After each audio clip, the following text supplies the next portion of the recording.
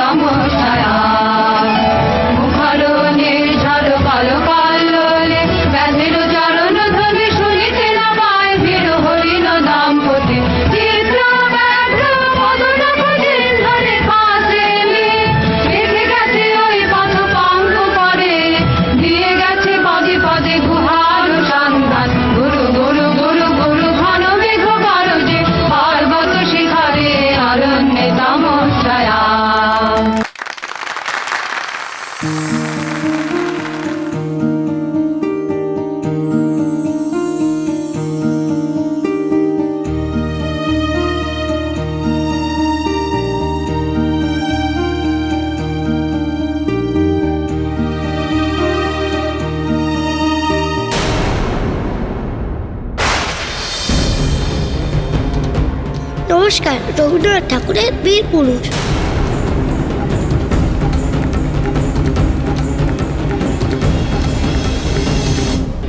মনে করো চলো বিদেশ করে মাকে নিয়ে যাচ্ছি অনেক দূরে, তুমি যাচ্ছ পালকিতে মা চড়ে, দরজা দুটো একটুকু ফাঁক করে।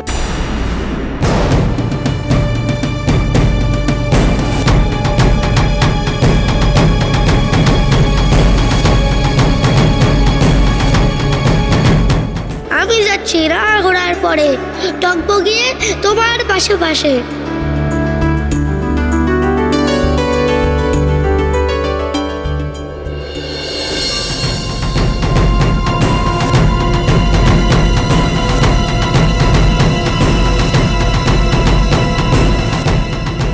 রাস্তা থেকে ঘোড়ার খুঁড়ে খুঁড়ে রাঙাধুলায় মেয়ে ঘুরিয়ে আসে। সন্ধে হলো, সূর্য নামে পাটে, এলাম যেন জোড়া দিকের মাঠে। দুদু করে যেদিক পারেই চাই, কোনো খানের জনমানব নাই, তুমি যেন আপন বলে তাই। লোক, তোমার তো ওষুধ খাওয়ার সময় হয়ে গেছে, আমি এখন নিয়ে আসছি। দিদি, একদিন লেট হলে কিছু হবে না, তুমি এখানে বসো। সেই তো জেঠিমার কাছে আমি তখন বকা খাবো। হ্যাঁ, তুমি ফোনটা এক্ষুনি নিয়ে আসছি।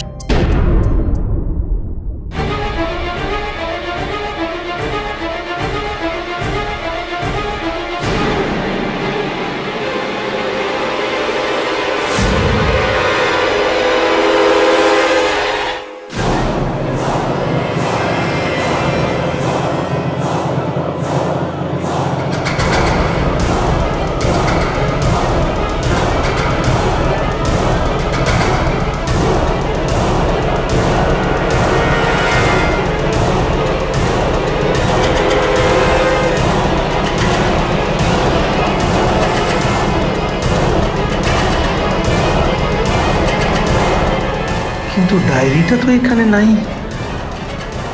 ডায়েরিটা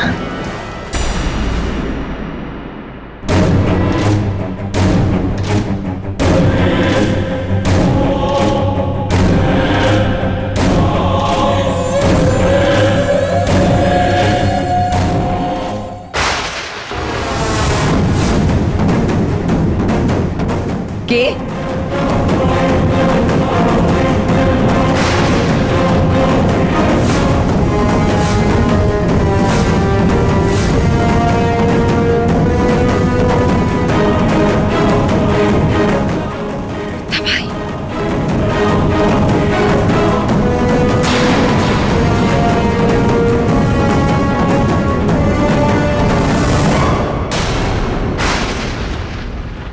বর্দা ভাই,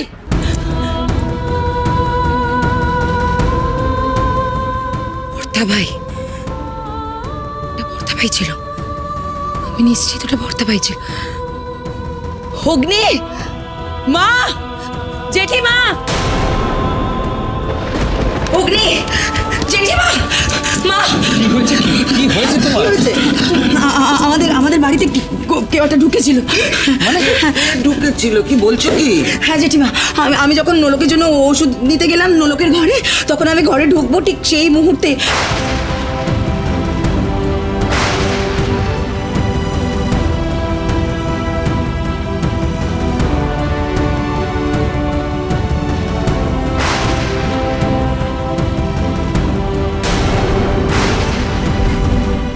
অ্যাবসার্ড কথা বলো না তো, বাজে বকো খালি সারাক্ষণ। ওগুলো আমি বাজে কথা বলছি না, তুমি বিশ্বাস করো। আমি বর্দাভাইকে দেখেছি, এই চাদর মুড়ি দিয়ে বর্দাভাই ছিল, আর আমি ডাকতেই বর্দাভাই চাদর ফেলে দৌড়ে গেছে।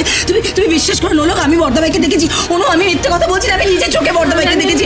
নোলক, আমি বিশ্বাস করো, আমি বর্দাভাইকে দেখেছি। বর্দাভাই বেঁচে আছে জেঠিমা, বর্দাভাই। হ্যাঁ বিশ্বাস করি তোমায়। দাদা দিদি বাজে কথা বলছে না, উকিল বাবু এসেছিল। আমি দেখা করে আসি। কোথায় যাচ্ছ তুমি ভরভর করে? দিদি উকিল বাবু এসেছিল।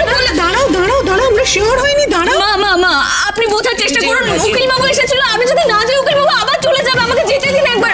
বৌদি প্লিজ এবার চুপ করো। একটু রিল্যাক্স করো তো, তুমি একটু রিল্যাক্স করো। আমি বলছিলাম যে দেখুন, আমাদের কিছু সমস্যা হয়েছে। আপনারা এই বসার ঘরে গিয়ে একটু বসুন, আমি অনুষ্ঠান শুরু করে আপনাদের আবার ডেকে নেব প্লিজ। Thank you. আমি আবার ডেকে নিচ্ছি আপনাদের। আরে ওপরে যেতে দাও, মানে এটা কি কেউ যদি এসে থাকে সে কি এতক্ষণ অপেক্ষা করে থাকবে তোমার জন্য? এটা কি সম্ভব? আর ওটা যদি বর্দা ভাই হয়, সে নিচে আসবে না কেন? তার জন্যই তো অনুষ্ঠান, তাকে অনার করতে। সে নিচে আসবে না একবারও? এটা কখনো হতে পারে বলো তো? আর শোনো চৈতি, তুমি নিজেই বলছো যে তার মুখটা ভালো করে দেখতে পাওনি, চাদর দিয়ে ঢাকা ছিল। ফ্র্যাকশন অফ আ সেকেন্ডের জন্য তুমি দেখতে পেয়েছো তাকে, অমনি তুমি বুঝে গেলে ওটা বর্দা ভাই। না দাদা, ওরে লোক নয় ভূত। অরিন্দমের অতৃপ্ত আত্মা ঘুরে বেড়াচ্ছে ওই বাড়িতে।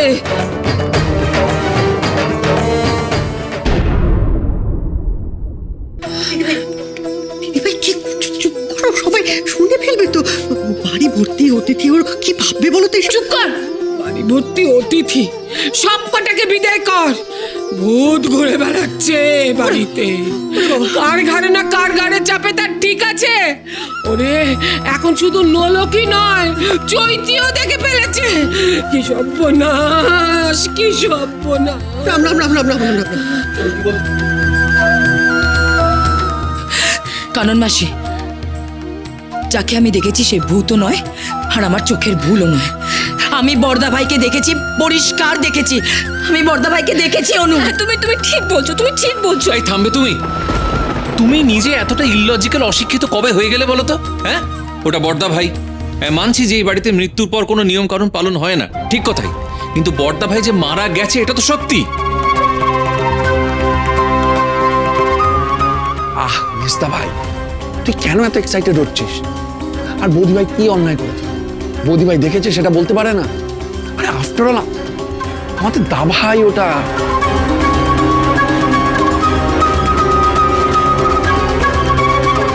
সপ্তাহবাদী, হয়তো আমি ভুল দেখেছি।